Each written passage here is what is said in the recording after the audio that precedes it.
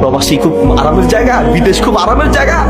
মিয়া সাহেব, একজন বিদেশি প্রবাসী তার কাছে ফোন দিলে আগে তার খোঁজ দিবেন, ভাই কেমন আছো, শরীরটা ভালো আছে কিনা।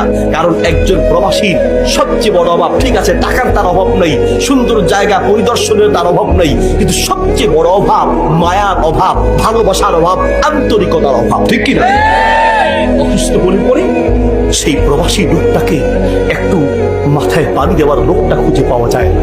বহু প্রবাসীর জীবন এমন কেটেছে, সামান্য জ্বর হয়েছে, সেই জ্বরে একটু পানিটা নিয়ে খাবে সেই ব্যবস্থা হয় নাই।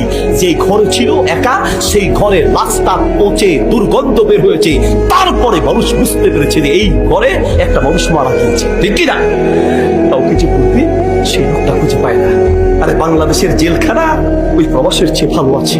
বাংলাদেশের জেলখানায় তো 1-2 মাস পরে আত্মীয় স্বজন দেখা যায়, একটু খোঁজখবর নেওয়া যায়, কথা বলা যায়। কিন্তু বিদেশ এমন এক জেলখানা, সেখানে চাইলেও বছরকে বছর নিজের মা আর বাপ স্ত্রীকে দেখতে পারে না, ঠিক কিনা।